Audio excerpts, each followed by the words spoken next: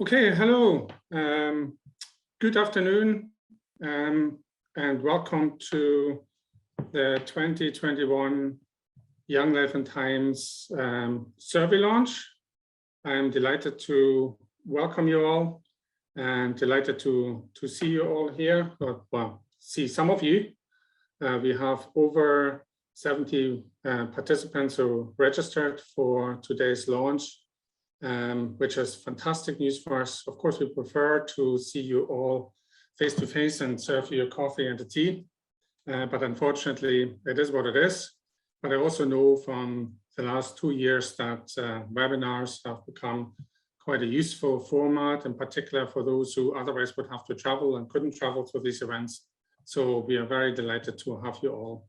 And yes, welcome again.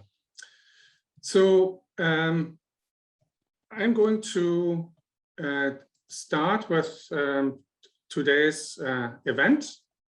And what I will do is I will let you know some of the resources that are available from today. So all the results for the Young Life and Times survey, but also for the Kids Life and Times survey, which is our survey of 16-year-olds, have been launched today and are available on our website. So the website address is here, arc.ac.uk/YLT 2021.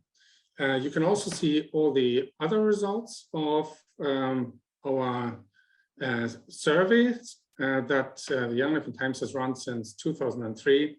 And those of you who are working in research and can analyze the Young Life and Times survey data themselves, have access to our data sets. And as you will see later today, we also run two other surveys, annual surveys, the Life and Times survey, NILT, and the Kids Life and Times survey that I've already mentioned, KLT. And some of the questions that were covered in the Young Life and Times survey were also covered in NILT and KLT. So here are the resources as well, and you can look up the results there as well. Some of you are maybe involved in teaching young people, educating young people, or in developing educational resources. And we have a useful resource here as well, where Young Life and Times and also other survey results are used to develop teaching resources. Okay. A little bit about the background for Young Life and Times. So we had a range of funders, as we always have for our annual survey, and a range of questions. In fact, the 2021 survey was the busiest survey we've ever had, and we couldn't fit all the questions into one survey. It would have been way too long for the young people, so we have two versions. Now, some of the questions went into both of the survey versions. Some of them went into one survey version. You can see, for example, the Executive Office, one of our longest standing funders of Young Life and Times, were mostly in one version, but some of the questions were on the other. We had questions on shared education that were also asked in the Kids Life and Times survey, and the Community Relations, Equality and Diversity Education. These were funded by the Department of Education, and they were only asked in one version. All the questions on coronavirus and children's rights, which were funded by the Commissioner for Children and Young People, went into both survey versions. They were also asked, maybe sometimes in the slightly different wording in the Kids Life and Times survey. And obviously that was one of the biggest issues that we had to deal with over the last 2 years. We had some questions on mental health that were included on behalf of Ohio University. We were absolutely delighted to have funding from Ohio.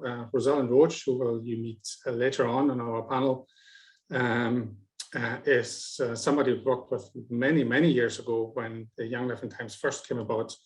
And Rosalind moved on, and we moved on, and it was great to work with Rosalind this year on the survey. We have also long-standing interest from the Department of Justice on questions on attitudes to paramilitaries. Again, they were included in one survey version. And we are grateful to Dr. Katie Hayward, who came to us and the NILT survey as well to ask some questions on attitudes to politics. And so we have a long-standing range of questions that were included. But we also worked for the first time with Susan Lacton from Ulster University. And again, you will meet Susan later on our panel.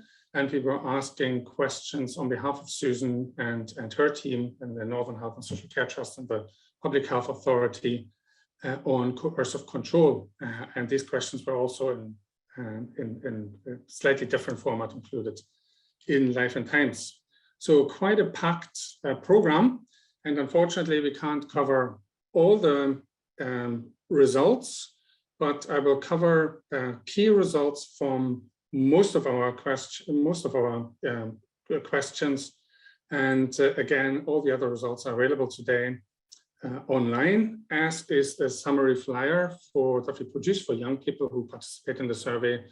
And again, the summary flyer, which is available publicly from today, summarizes key findings from all the sections of the survey.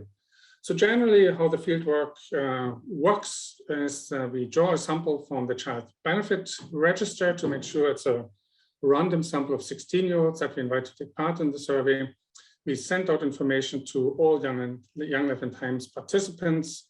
This year, for the first time, the survey was only an online survey. So there was no paper versions were available on request, but only 2 people requested a paper survey, none of whom then sent the survey back. So we basically have a 100% online sample. We did send reminders after about 2 weeks to those who hadn't responded. And all of those who had responded received a £10 gift voucher. Way too late. Much earlier, we would have liked to send it out immediately after the completion, but we had a really large sample this year with COVID complications and finance staff and Queen's University still working mostly from home. There was a delay, but we were able to send £10 gift vouchers to everybody who completed the survey. So we're delighted with that. 2,062 people responded overall. And just to give you a little background about the respondents' background, you can see here that the females are slightly overrepresented compared to males, but the fact that we went into an online format actually increased the proportion of the males, so that was really good. 92% of all our respondents have always lived in Northern Ireland, so they were born here and have lived there all their lives. We have about 16% who have a long-term disability or health condition. And if you look at the school type as well and the type of area where young people live, you can see that we have a really good representation, as you would expect young people to, if you're drawing a random sample, young people to be represented. In fact, we were really afraid that by going online only, we would have an overrepresentation amongst grammar school pupils. But actually the opposite has happened, probably, possibly, maybe because of the incentive we were able to give away. So we have a much more accurate representation amongst secondary school kids, 47%, 43% grammar, and 7% informally integrated schools, which is pretty much dead on in terms of the school types that young people attend. You can see that we have now gone to 40% of 16-year-olds who express that they have no religious background. That has grown over the years. And as you would expect, Catholic respondents in that sort of age cohort in the majority compared to Protestant respondents. But we also capture about 2% of respondents who have other religious backgrounds. Okay, that is in relation to the background of the Young Life and Times respondents. So we're really happy how the online survey turned out. And what I'm going to do now is I'm going to start talking about some of the key results. And again, we are expecting this to last about 30-35 minutes. And then afterwards, we'll have a panel with Alex Tennant, Policy and Research Officer from the Commissioner for Children's, the Office of the Commissioner of Children and Young People, with Susan Lacton from Ulster University, and with Rosalind Roach from Ohio University, and they will speak about their questions, and we are welcoming comments in the chat box as I'm speaking as well. Paula Devine, my colleague, will monitor the chat, so if you have any questions that you want to ask later at the panel, or that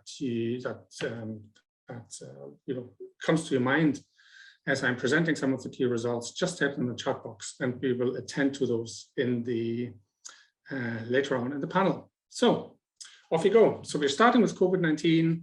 I'll then talk a little bit about our time series on community relations and some of the questions on community safety.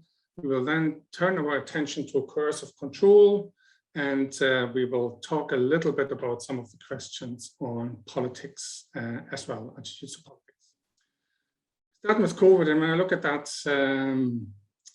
graph here, that picture of the virus, I always think, like, what beautiful creatures they are that can cause so much havoc amongst humans. But here we are. I need to mention that the Commissioner of Children and Young People has published already a fantastic report a couple of days ago. At the end of last week, I should say. The report is called A New and Better Normal, and it includes comprehensively some of the survey results from our Young Life and Times and Kids Life and Times survey, and also a follow-up study that was led by some of my colleagues here at Queen's University. That report was launched last week, and if you want to have a look, we will share the slides and the presentation. You should have a look on the NICI website, where you can see much more comprehensively, as I can report, than I can report now, the findings of the attitudes and experience of children and young people in relation to COVID lockdown, educational experiences, and so forth. I can only cover that for a little bit. And one of the questions we were asking young people was to what extent they felt their physical and mental health was affected during the lockdowns. And you can see here that 30% of 16-year-olds reported that their physical health was worse during lockdown than it would have been before. But 52% of young people expressed that their mental health was worse than before. So about a third reported decrease in the physical health, and about half reported a decrease in their mental health. And that, of course, is hugely concerning when you're working with and on behalf of young people. Now, we know that this is not evenly distributed. And what I've done here, I present a figure that shows how physical and mental health was affected when you look at the socioeconomic background or the financial well-being of the families in which young people live. You can see here that, so this figure presents the proportion of respondents who said their physical and mental health was worse by their family financial background. You can see here that there's very little difference when it comes to the very well-off and the well-off, but when we get to those who are from not well-off or not at all well-off families, that their physical and mental health was significantly worse compared to those who are from better off families. In fact, 71%, so that's nearly 3/4 of those from not well-off family financial backgrounds reported that their mental health had decreased or was worse during lockdown than before. And of course, that is really a concerning figure. To put that into context, we've also asked questions on mental health for a number of years in Young Life and Times, now and again, and with funding from the Ohio University, from Rosalind, we included questions on mental health in this year's survey as well. And you can see here that what I've done, I've compared the caseness. So these are young people, the proportion of young people where the responses to the GHQ-12, that's a general health questionnaire, questions would suggest that they're at risk of developing a mental health disorder. So the figures don't show that these proportions of young people are actually having a disorder, but it shows that some of them are, that these young people respond in a way to the mental health questions that there must be concerns about their mental health, okay? You can see here that even from the first time we asked that in 2003, where we had about a quarter of young people who fell into this category, 23.8%. We had a slow increase over the years, 2013 here to 29.3%. But if you then take another step forward, another 8 years forward to the last year's survey, we have a proportion of 45%. So it's significantly higher. So the concern about mental health of young people with COVID is significantly higher, in particular amongst females. 55.5% of all females who responded to Young Life and Times fell into this category. And when we look at this at the moment with my colleagues Katrina Lloyd and Martina McKnight, we are looking at more in-depth analysis of that. It shows that mental health was, for those who said that their mental health was worse during lockdown, this is a significant factor that impacted on how they responded to these questions. So COVID, we are very sure that COVID-19 lockdown had a very adverse effect on the mental health of young people.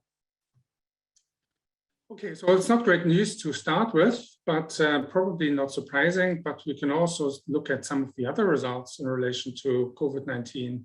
For example, that 18%, so the 8 out of 10 young people agreed that their educational outcomes was negatively affected by COVID. And if you look at those who attended school, even there was a big difference. Of course, we know that some people always attended school, those from core workers who had to be placed in schools even during the lockdown, but that was only 9%. So 56% of those who responded to our survey did never go to school during lockdown. So a very high proportion. And we can see here that the proportion of those who are worried about returning to school, in particular the parents and carers being worried about returning to school after lockdown, was quite substantial as well, with about a third of those 1 in 3 parents or carers being worried about kids returning to school. So all that shows that we had quite an adverse situation in relation to educational outcomes of young people. Okay, so we look at some of the other issues in relation to COVID, whether young people could continue to talk to their friends as much as they wanted, had enough space to study or undertake leisure time activities, had enough outside space, and felt safe at home, which of course we also know was a big issue in relation to domestic violence and interpersonal violence and so forth experienced by children and young people. So we can see here that the news is a bit more positive. 94% expressed that they were feeling safe. 79% felt that they had enough outdoor space to keep active and spend some time outside. When it comes to study space, we need to be a bit more concerned because nearly a third said that they did not have enough space. So there were concerns about online learning environments, as you can imagine. When it comes to talking to friends and contact with friends, the news was a bit more positive, with 83% saying they had as much contact as they wanted.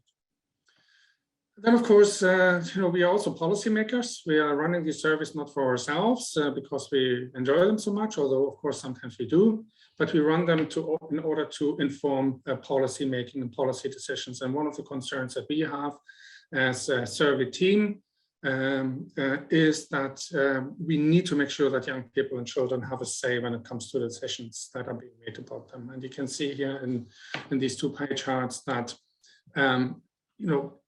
a small proportion, 26% of young people agreed that the government provided information that were produced in a young people friendly way when they communicated about COVID-19.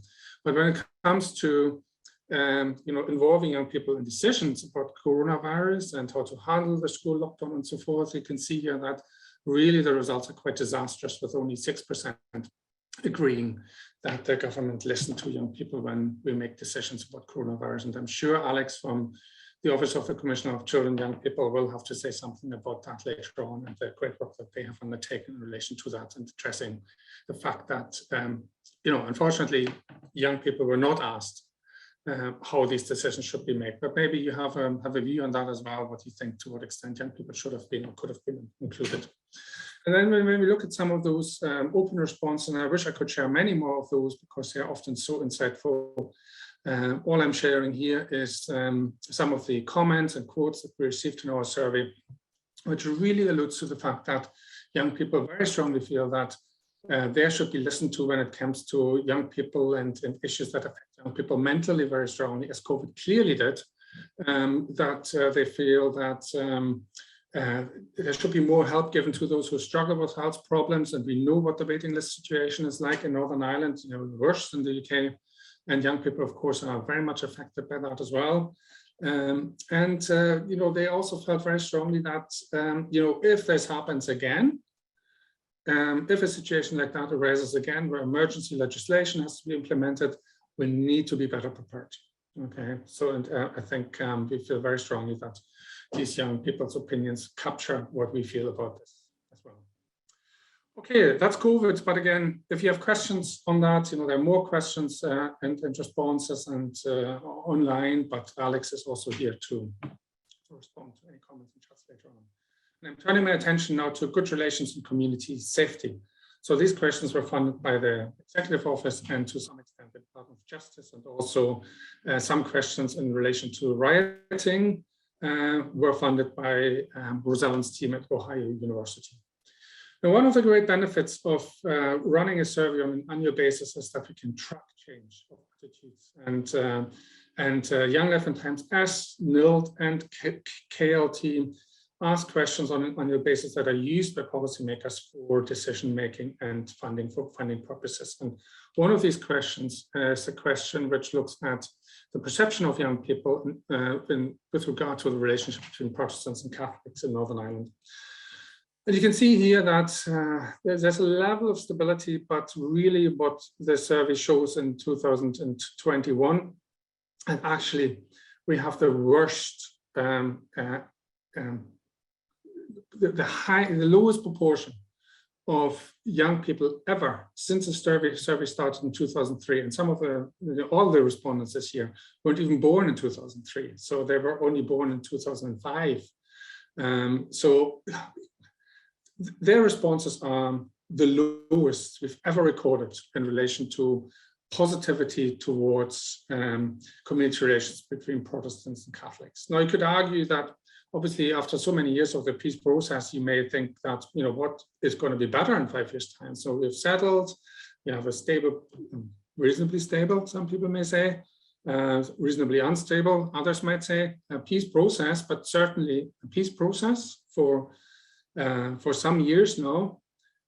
So why would you expect that the relations are much better? And would it not be better to look at the future? But even if you do that, even if you look at the perceptions of the relationships between Protestants and Catholics and how they will be in future, you can see that, again, there has been a real dip in relation to the positivity. And in particular, the Protestants, only 22% of Protestants agree that their relations will be, or think that the relations will be better in 5 years' time, but only just about a quarter of Catholics as well, and young people with no religious background are faring just as well as the Catholics.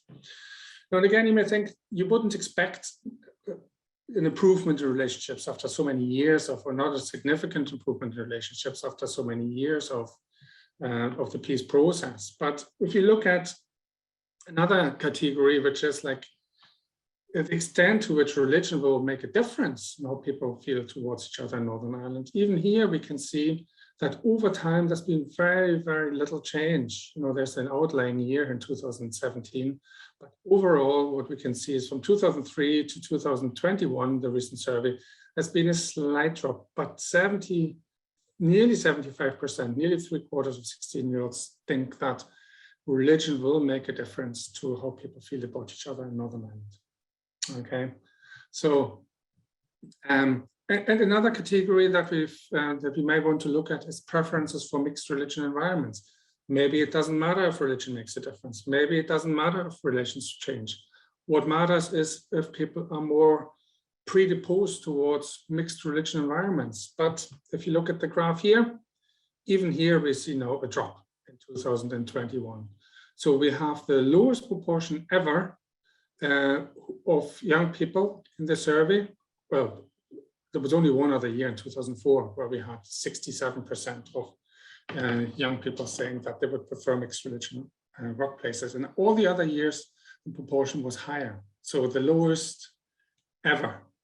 There's a relative stability in relation to mixed religion schools. Around half over the years have expressed a preference for mixed religion schools for at the time whenever their own kids will go to school. But even in terms of mixed religion neighborhoods, you can see that we are now having only 50%. For the first time, only half of the 16-year-olds expressing preference for living in mixed religion neighborhoods. And of course, maybe that was related to the rioting that took place around the time or just before the time when the survey took place, and the heightened tension and all that, and we'll come to that in a minute or two. But what's also important is to look at how people reference other cultures and traditions. So to what extent they agree that the cultures and traditions of other communities make a meaningful and a rich contribution to the diversity of Northern Ireland society. And what I've done here, I've broken this down again by the religious background of our respondents and their perception towards these communities. So if you look at that, you can obviously see that 41% of Protestants think that the Catholics make a contribution to the richness and diversity in Northern Irish society, and 45% of the Catholics think that the Protestant community makes a contribution to richness and diversity in society. And if you look at the contribution that minority ethnic communities make, you can see here that there's generally around half overall of the young people who respond to the surveys felt that they make a contribution to richness and diversity in society, but there's a difference between Catholics and Protestants, as you can see here, with Catholics being more likely to say that minority ethnic communities make a contribution to the diversity in society. We're looking at the safety in their own communities. And again, as I already alluded to, the fieldwork for the survey took place in May. And you will all remember that in March and April, we had quite significant riots in Northern Ireland involving young people. And so it was really interesting to look at that, whether there's a sense of community in the area where young people live, whether the young people felt that people abide to the law, whether they trust in the PSNI and that they keep the area safe. 35% only said that that was the case. And also the perception of crime in the community as well. So overall, there's a sense of safety, a sense of community. So the majority expressing that, but again, there are some concerns about the role of the PSNI in these areas, and also, the confidence with which people report crimes to the PSNI. But looking further at, obviously the role of paramilitaries, and we'll come to the riots in a minute. 11% of the respondents expressed that young people felt that there was a controlling influence that the paramilitaries had in the area. Now, only 5% felt that they actually contributed to the safety in the area. And there was about 15% who felt that young people are influenced and that the paramilitaries are involved in antisocial behavior in the communities. And if you look further at these findings and break this down by whether people live in loyalist or mainly Republican areas or neither, you can see that there's actually very little difference between the loyalist areas. So these are the orange ones here, as you would probably expect, and the green areas. So these are mainly Republican residential areas where young people live. So, this is a question here whether young people who live in these areas believe that the paramilitaries should look out for their own communities. And you can see that the proportion of young people from loyalist areas is slightly higher, 37%, who said that they agreed that paramilitaries should look out for the area. So you would expect that in neutral areas, or in the areas which are neither loyalist or Republican, this proportion is lower, and it is. So the proportion of young people disagreeing that the paramilitaries have any role in the communities and looking out for them is obviously higher in areas which are neither loyalist nor Republican. But interesting as well, if you look at the recent riots and sectarian trouble, and to what extent young people believe that paramilitaries were involved in that, you can see here that the highest proportion amongst the loyalist community felt that a particular or specific incident is responsible for riots when they occur in these areas. Whereas those young people who lived in Republican areas were a little bit more likely to say that a certain provocation led to riots. So they were still more likely to say that it's a specific incident, 28%, but much more likely than those in loyalist areas to say that they were provoked. The most interesting finding here probably is, if you look at the fourth column here, where if people believe that paramilitaries have a role in organizing riots and sectarian trouble, that the proportion of those in loyalist and Republican areas, arguably where paramilitaries are more active, is much lower than in neutral areas. So the proportion of young people in neutral areas who believe that paramilitaries have a role in getting riots and sectarian trouble organized is higher than amongst the people who live in these areas. So that could be really interesting to explore further, to see to what extent there's actually a misperception of paramilitary roles in these areas. And then, of course, Brexit, no Irish Sea border, and all these protests. And we asked whether they believe that these debates over Brexit had a contributing role in the riots that took place in Northern Ireland. And it was probably to nobody's surprise to see here that the vast majority of young people believed that they did have a role in the riots. Of course, this is what many of the riots were allegedly around. And you can see here that the proportion of those believing that that was the case is highest in mainly Republican areas. And of course, we do know that particularly the loyalist community was unhappy with how the Brexit negotiations were completed at the Irish Sea border. Okay, so that links very nicely to questions on politics and the Good Friday Agreement. And these questions were funded by the Economic and Social Research Council and with a project that Professor Katie Hayward, who is a professor here in our school, has at the moment. And a lot of these questions were also asked in Life and Times in the adult survey, and some of you may have attended that launch. So we've talked a lot about community relations, the Good Friday Agreement, the peace process. So we did ask young people to what extent they believed that the Good Friday Agreement is still important and relevant for their generation. And you can see here that the proportion amongst Catholics who believe that it's still important and relevant is by far the highest. And it is lowest amongst those who neither identify as Catholics nor Protestants. So the proportion here is, the don't know proportion is it's over a quarter amongst these young people. As the gray bar chart here, the gray bars on the very right show. But overall, we can say that a majority of all young people, regardless of whether they are Protestants, Catholics, or have no religious background, still believe that the Good Friday Agreement is important and relevant. But we must also note that overall, approximately 28% believe that it has some relevance, but that it's more relevant to older people than to the younger generation. Okay, and then the question on whether Brexit and the latest political upheavals and developments mean that there will still be a United Kingdom of Great Britain and Northern Ireland in 20 years' time.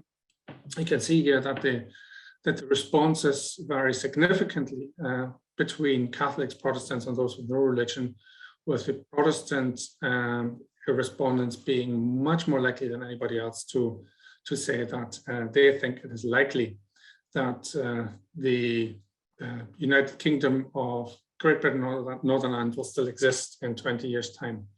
Now, there's overall a majority among 16-year-olds who believe that this will still be the case, but it's just a majority. It's very, very, very close. But the proportion who think that this is unlikely is about 1 in 3. So again, at this point, it's probably interesting to compare this with life and times. So this is the relations, these are the thoughts of the adult population in Northern Ireland. And what I've done here is I have lightly colored the Catholics, lightly colored the Young Life and Times respondents, and more in a darker shade, the adult respondents.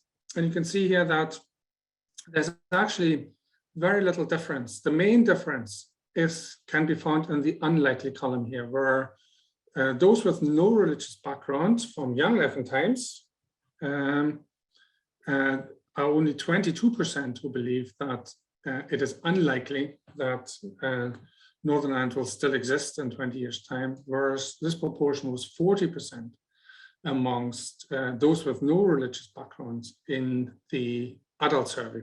Other than that, you can see that the 16-year-olds vary only slightly compared to the adult population in their view on the future of the United Kingdom and the role of Northern Ireland in that. The second question was then whether the fact that we had this Brexit referendum on the future of Northern Ireland has made a difference, and on their views on whether or not Northern Ireland should be united with the Republic of Ireland. And again, first of all, I'm going to look at the Young Life and Times results.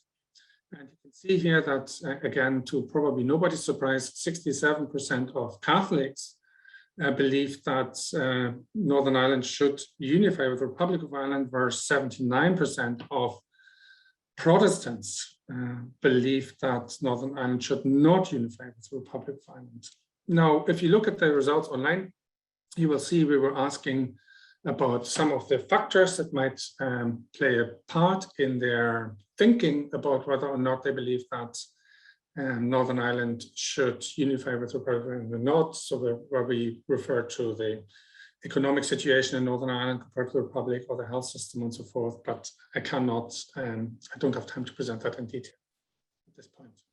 What I can do is, again, to compare Young Life and Times with NILT, which I have done here. So first of all, the first column here shows the Young Life and Times respondents who think Northern Ireland should unify with the Republic of Ireland, 67% saying yes amongst the Catholics, as I've just presented. And this is very, very similar amongst the Catholics in the adult survey. If you look at those who are saying no, in Young Life and Times compared to NILT, 79% of Protestants say no, as I reported, and that compares with 83% of Protestants in Life and Times.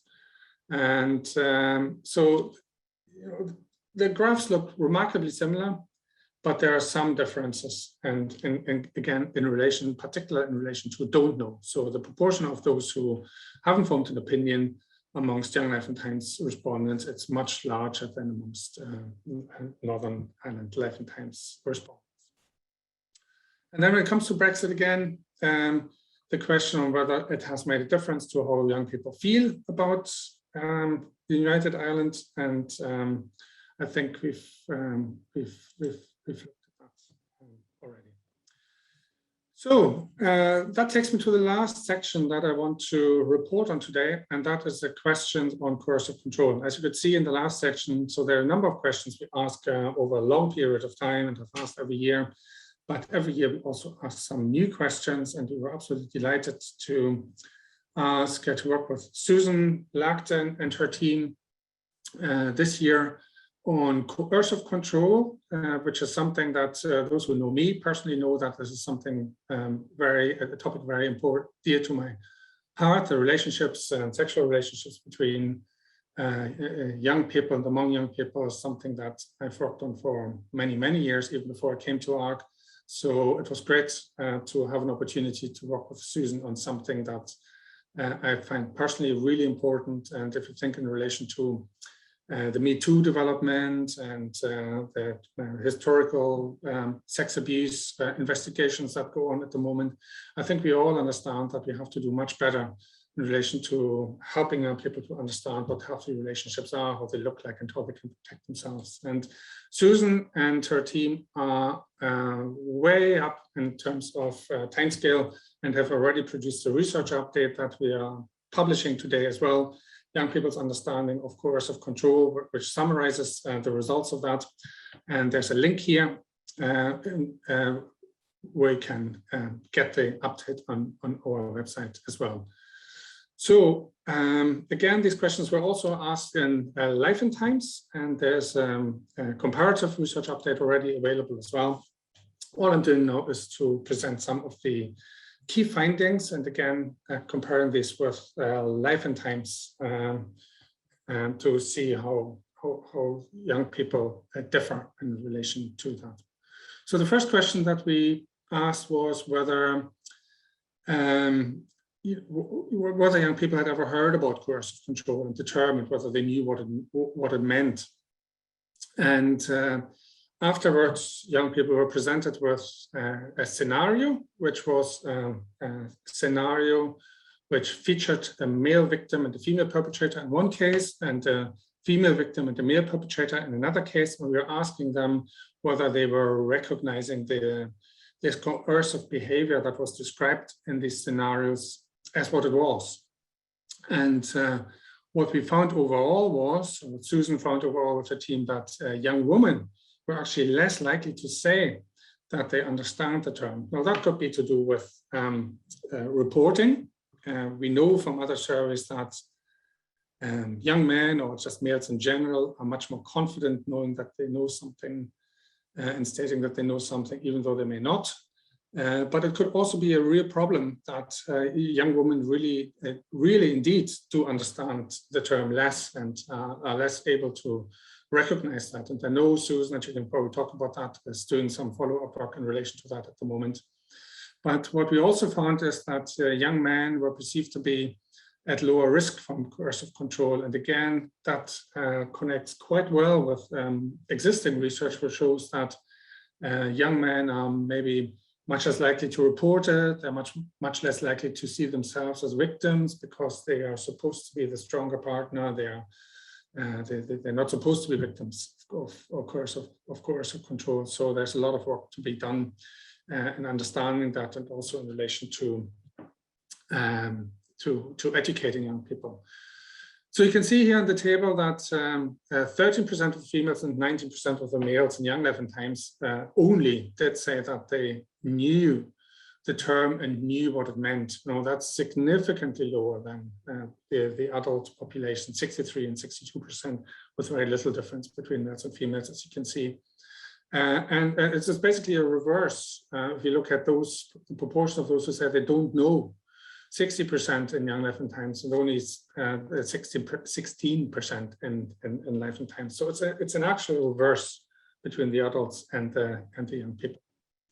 And then if you look at, these are the questions that we were asking them to see whether they identify these behaviors as coercive control. And the red bar here shows the scenarios where the females were the victims, and that compares with the purple bar where the males were the victims.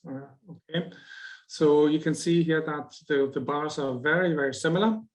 But when it comes to whether or not the police would view the perpetrator's behavior as domestic abuse or as coercive control, you can see here that the differences between males and females are quite significant, 74% and 61%, which does show that there's an underlying belief that males are probably less likely to be victims of coercive control.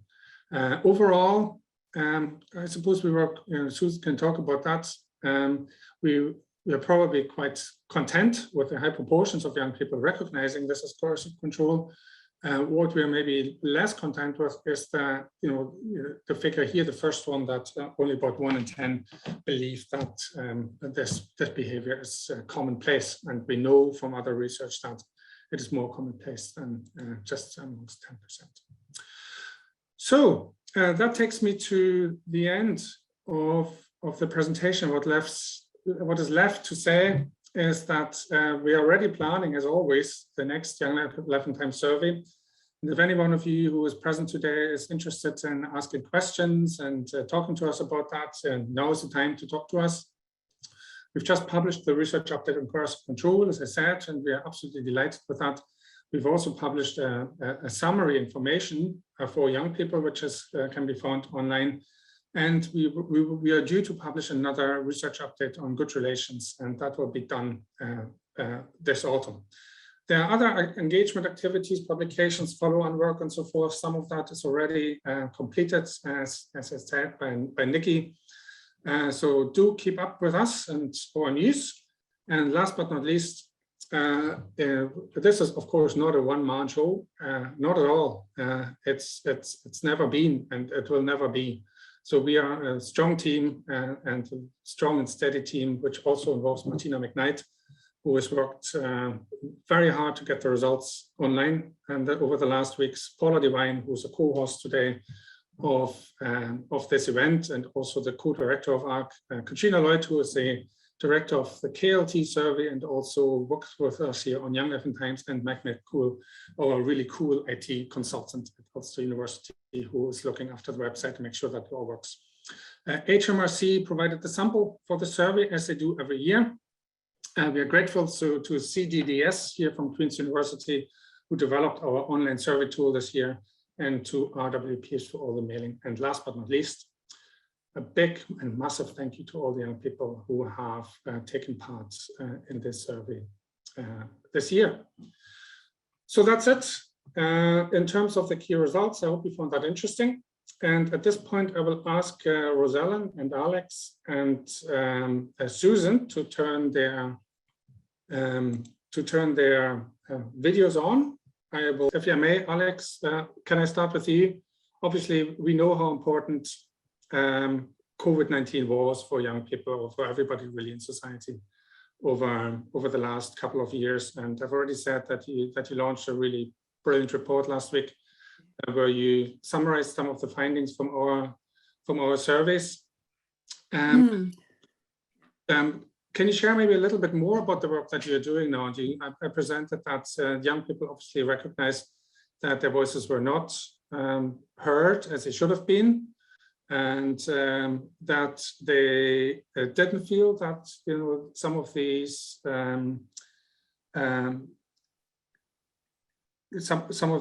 measures were communicated in a young people friendly way. So what do you think we can do about that in terms of ensuring that young people do actually have a say when these matters arise? Thank you, Dirk. And I would like to say thanks to yourself and all your colleagues, both in the Young Life and Times and Kids Life and Times as well, for working with us on this. We originally planned to have a module on the environment, children's rights in the environment, and then whenever COVID came along, we had to change it because we really wanted to make sure we were hearing directly from children and young people. And that was largely because we felt the government wasn't listening enough. There wasn't enough communication coming out directly to children and young people. Children and young people weren't having a say enough in what government was doing. And I think that came through very strongly, as you've shown in your slides there, Dirk. We asked a number of quantitative questions, but we also had 2 qualitative questions where two open questions. One was, what was the worst thing about the COVID pandemic and its impact on you? And the other one was, what should government do? And there were a wide range of responses, but a lot of them expressed frustration at the fact that young people's interests weren't really being taken into account. Young people were being blamed a lot for the pandemic. They felt that whenever they were allowed out and they were going out into the park to meet with friends, and they were, coming out, and a lot of them had social anxiety about coming out into public again, that when they went out to meet their friends, obeying all the rules and all of that, they were still being blamed. They were being told that children and young people were spreading this to grandparents and, potentially could kill their grandparents if they didn't obey all the rules, So I think it's been very, very tough on young people. And again, the data has shown that. I suppose the big message coming out of our report is that the focus really wasn't sufficiently on children and young people from the start. Everyone was told to go home. Children and young people have different needs and different stages in their lives. That wasn't given enough, that wasn't taken into account enough through the pandemic. And now as we're coming out, we need to be thinking more about children and young people as we come out. We need to think about the losses that they've experienced through COVID, both in terms of family members. A lot of young people have been bereaved through COVID and through the COVID period, but also the losses to their education, to their mental health, to their social interaction. Social interaction is different for children and young people than it is for adults. And a lot of them missed out on really key important things in their young lives, key stages of transitioning, even transitioning between schools, having to leave school without seeing their teachers, or driving past waving, missing out on, maybe they've been working towards a sporting event for years that then just didn't happen. Missing out on leavers dues, the kind of key things about the transitions from different events in their lives.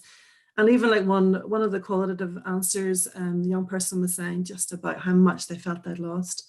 And even the fact that as a teenager, you should be out getting up to mischief, you should be away from adults, you should be able to meet with friends and meet with strangers, with other young people.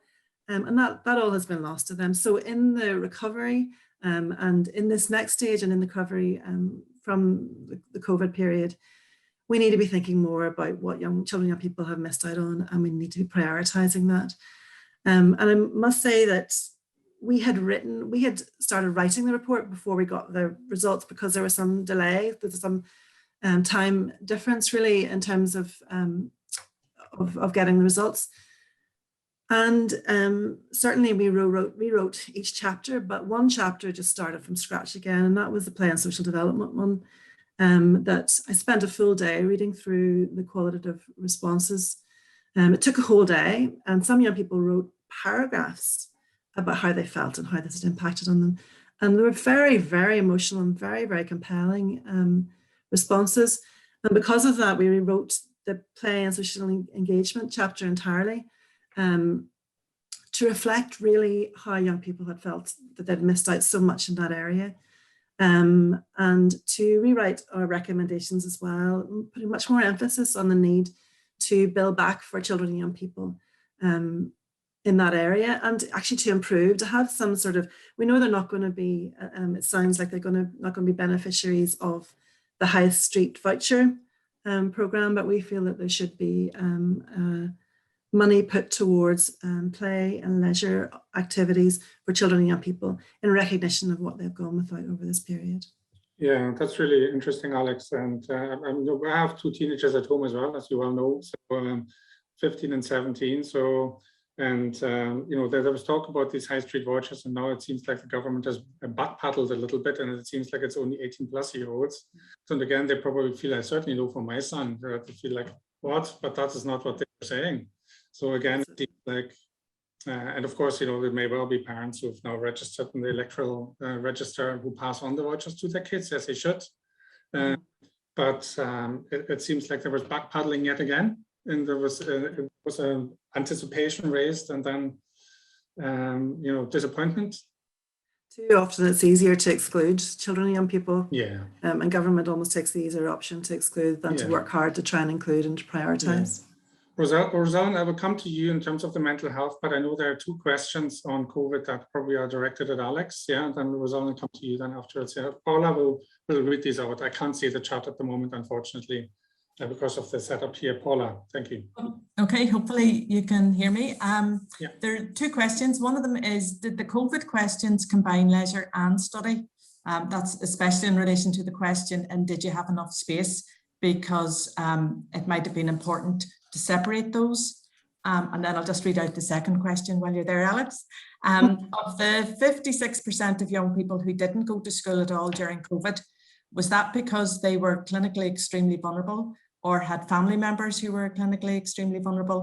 Or was it because schools weren't offering the right learning opportunities for them? Can just say there's also another comment by somebody saying that the Playboard survey was very clear that children experienced high degree of play deprivation, especially with those with less space.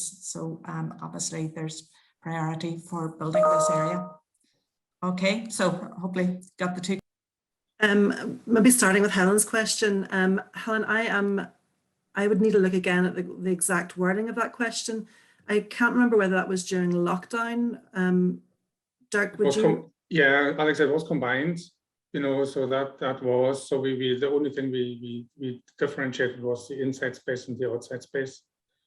This is the one in relation to young people not going to school during COVID. I think that probably was during the lockdown period. That's right. Yeah, that's the lockdown. Yeah. So the survey questions were largely reflected the lockdown, the second lockdown period between December, Boxing Day and March. It wasn't through the whole COVID period that question was asked. In relation to the space, it was an interesting approach that we took to developing the questions. We started with the UN Committee on the Rights of the Child had put forward 11 recommendations in relation to children and young people and COVID. They put that out right at the beginning of the COVID pandemic. So we used this as a framework and we met with our youth panel to develop really what we felt were priorities for the survey. Obviously, some of the questions were more about vulnerable groups of children and young people and wouldn't get the right results really from the general survey. So we had focus groups to work with some of the more vulnerable groups. But in terms of the survey, then we developed sort of a long list of questions and then prioritized those. And then when we came to meet with Dirk and his colleagues to discuss the questions, we had to sort of cut them back even more. So we had to really go back to the bare bones, and absolutely I would have liked to have had separate questions on those, but I think we got a really good range of questions in there, and Dirk and his colleagues are always very generous in terms of allowing us to keep on pushing and adding a few more questions here and there. So certainly if we had more space, it would have really made sense to try and separate those out. But I'm pleased at the range of questions that we got to include in the survey. Okay, yeah, that's great. Alex, you're right. You know, there's always, and everybody, Rosellen as well, she had a wish list and then a list that was realistic, and the same applies to Susan. Susan had to share questions between two versions. So that's a problem. You know, I mean, we would love to ask all the questions, but, you know, no 16-year-old will spend like 2 hours answering them. And that's a problem. So we have to be pragmatic. What we can't do in a survey like that, and that's it. So it's always about compromise. Yeah, Rosalind, your question was actually on mental health, and I think, you know, what's Alex's questions were on physical and mental health generally. You insisted that we put in this GHQ-12 scale, which is like a mental health scale, the general health questionnaire. And of course, you know, with hindsight, we are absolutely delighted that we put this in, because we can see the impact of COVID much more than we would have been able to if we had only had Alex's questions. And it's great that these all work together. And I'm sure Susan has looked at GHQ-12 as well. I know she has, because it's in relation to the coercive control that's of interest as well. So what do you think about that, Rosalind? I mean, if you look at GHQ-12, you know, the mental health caseness, and how that has changed over the years, and what COVID has done to all of that now. I mean, you know, what are your views? I think I generally have to say, I think it spoke for itself. I think it definitely backs up Nikki's and Alex's points about how much children and young people suffered through this, and the isolationness that did happen at this point, because people were and it's reflected actually in all of the answers in the throughout, is that people seem to be veering much more towards their own communities again. They've become, we used a word in 2009 that we coined called cocooning, which was sort of that people were wrapped up in their own little bubbles and they didn't have much cross communication. And since I had the good fortune of being able to go back to Northern Ireland 2 years ago, right before Brexit happened and during and amidst a lot of the rioting and things. And it was becoming clear that at that point that there was more feelings individually within certain ethno-nationalist communities. And then when COVID struck, it was almost as if it was a perfect storm. So it didn't surprise me. And in some ways it was stunning to see those results. And the other thing that I think is really useful to mention is that the way you do the comparison with Life and Times and Young Life and Times throughout this presentation, I thought was very interesting and very much backs up how young people and their voices are ignored, because they very much parody the adult population, and yet they're sort of an afterthought in most of the planning. So I those were the kind of two things that I could draw out from that, if that answers your question. Yeah. Okay. And you're of course interested in rioting as well, and all these questions we put in the survey. Because we were interested, and of course I have not at all talked about the process of getting the survey off the ground, and all of you know how difficult it was, and I would have spent another hour in doing that. But you know, one of the positives of the delay was that actually the timing of the fieldwork was in a way that we captured some of the emotions and some of the you know, the feelings after the riots that had taken place. So when you look at these questions now, Roselle, on rioting and, you know, paramilitaries and all that, I know you have a long-standing interest in that. You know, when I first met you, you were working on that already many years ago. So what do you think about that? You know, 20 years after, it's the 18th year of Young Life and Times, I believe. But what do you think about that when you look at the results in relation to rioting and paramilitaries? The most interesting question to me was sort of the thoughts about paramilitary control in their area, and you and I had kind of ping-ponged some thoughts about that back and forth prior to the launch. But that to me again was in some ways unsurprising considering the history of things. I think it's disheartening to see a decline, and quite a decline since the sort of peace process era, because when you think back at this, as you said, these young people were just born, or when we came out with the Facts, Fears and Feelings, which was the sectarian report, that was in 2009, they would have been 3. And what's interesting is that there's actually a decline in feelings between communities, and the reflection of the stark reflection of, will there be a united Ireland? Will there not be? Will Northern Ireland be part of the UK? Will there not be? And I think those kinds of things, they're actually to be expected particularly after something like COVID, because what it's done is it's just enhanced a divide that was there between ethno-nationalist communities. I think it could do nothing but. So that's my opinion on that. Yeah. I mean, we are, you know, we're with Colin Walsh, who is a researcher here in our school, and the Department of Justice, who continue to fund these questions on paramilitaries activities. We're hoping to continue our work on that. You know, so the Department of Justice will continue to ask these questions as part of their tackling paramilitarism strategy. And we're delighted with that they keep an interest in that, and that also applies to Northern Ireland Life and Times. So, but I think, of course, your work, Roseanne, is much more qualitative and in depth in general. You know, when I think about the reports that you produced way back in Derry, when you were still located here in Northern Ireland. So it'd be really interesting to go back and to work with Colin and others and to see what young people's experiences are. And I think Brexit, of course, will not go away. So that will be something that will keep us busy. Also, when you look at the developments in Scotland and the impact that may have on that as well. I see Paula has thankfully unshared my screen, and I can now see the chat as well. There were some comments coming in,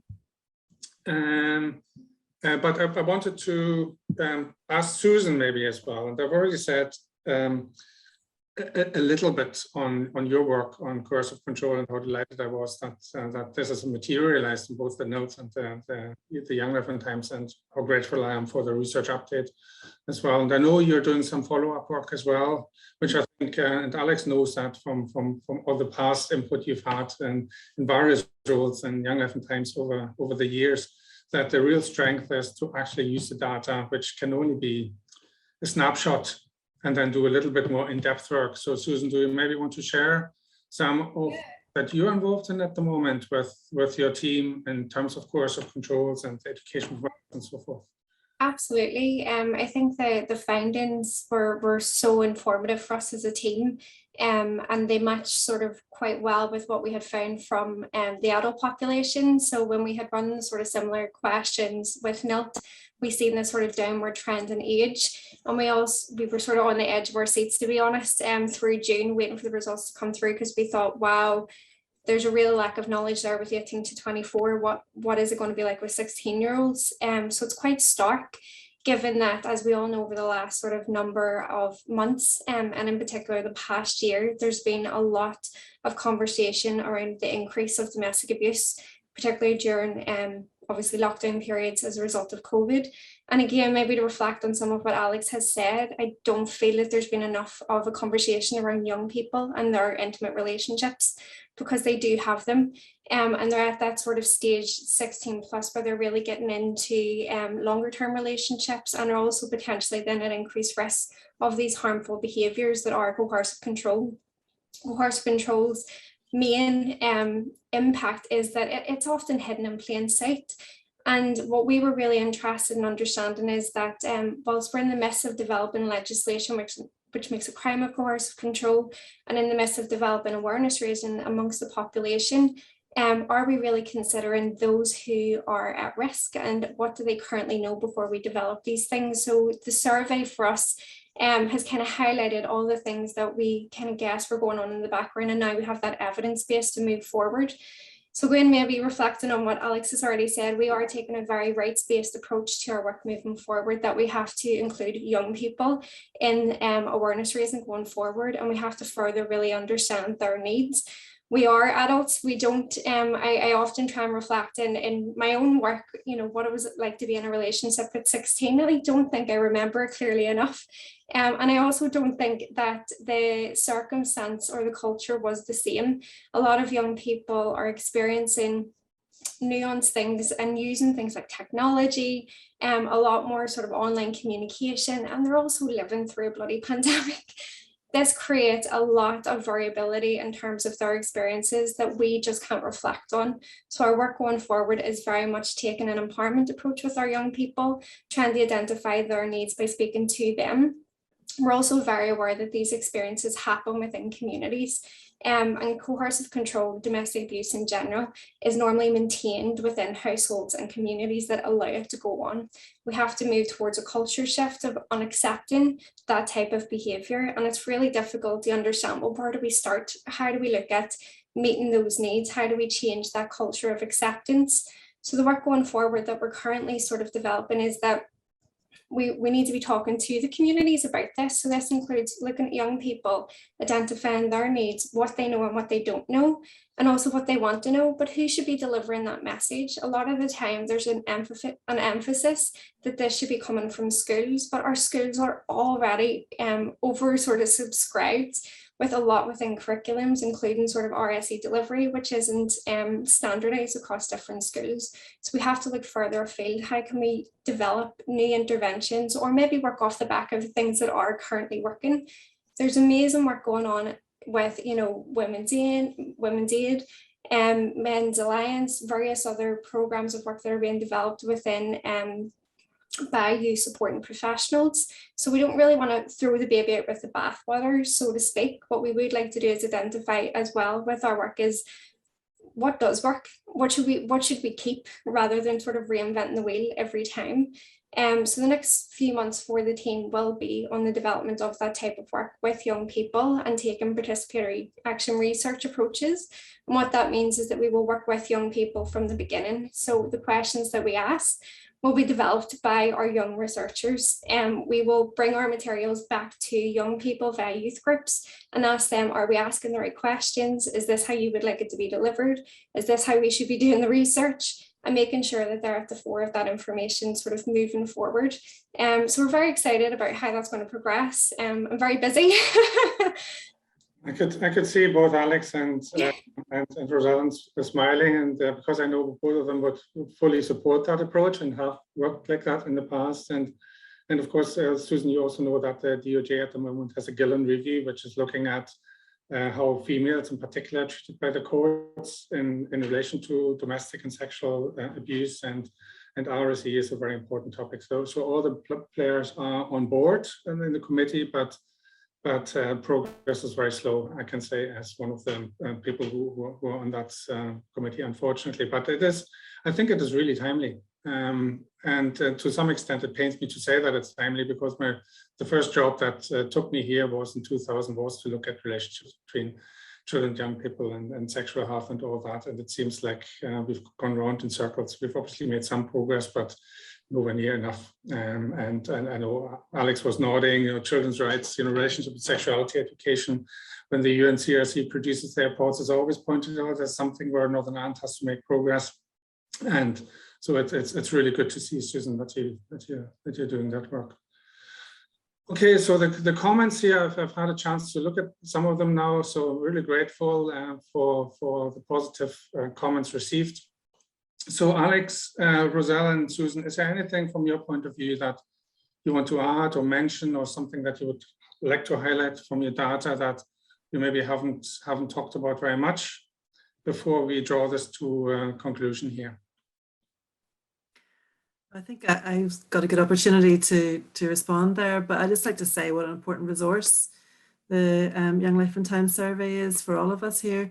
And I'm delighted to see that you've really been under a lot of demand this year. And obviously the Kids Life and Times and NILT as well. But certainly from the Commissioner's Office, it's a really important way of hearing directly from children and young people. And we're very grateful for all the work that you do. That's brilliant, thank you. Yes, and I know, as I said, Alex, you were one of the ones from the very first, when we established the survey, who came to us and used it as a vehicle. And so I should return thank you for the trust that you've showed us for that. And to be honest, when I took this on in 2003 in year one, I had no idea that I would be sitting here 18 years later and still doing that. So if there's an application here somewhere in the virtual audience to take over my role, then just fire it forward towards me. I think 20 years probably, and then it's probably enough. And then a new young person should take over. That's what I think. Rosalind and Susan, anything from you before we finish off here?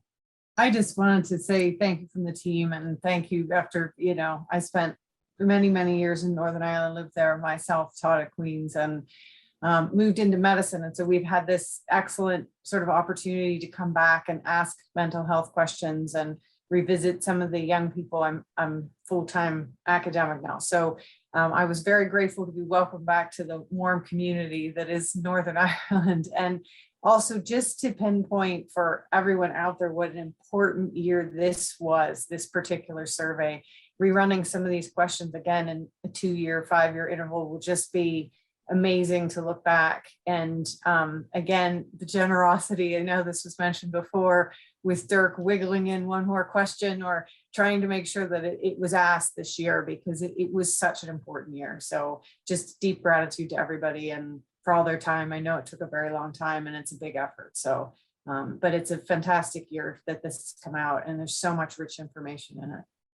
That's brilliant. Thank you, Rosalind. Yeah, and so it just shows long relationships last, and then you always find each other again. So that's brilliant, and we were absolutely delighted to have you on board this year.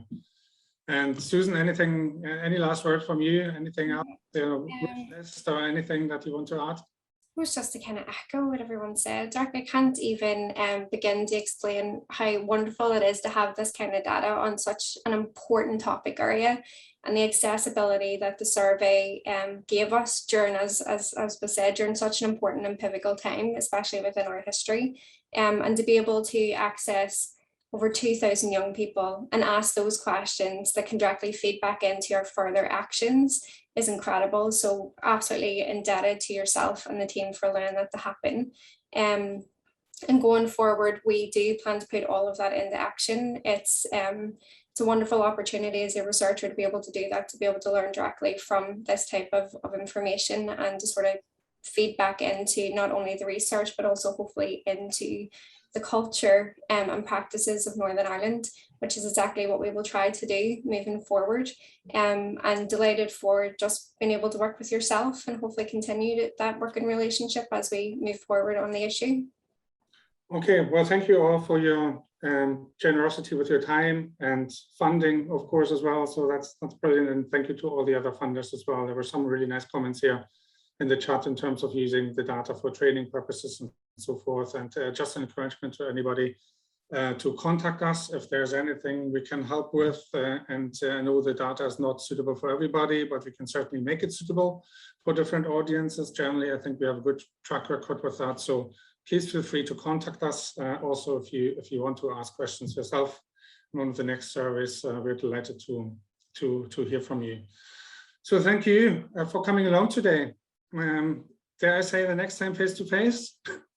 Let's hope so. But if not, hopefully the webinar was not the worst format. And thank you, Paula, my colleague Paula Devine, for managing all of that in the background. So just to say, we've recorded that.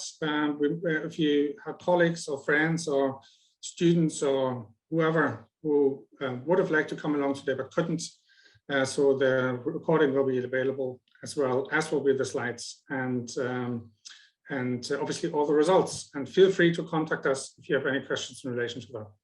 Thank you. Good evening, or good day in your case, Rosalind. And I hope you are spared by the next hurricane where you are. And thanks everybody for all your time. And until the next time, thank you.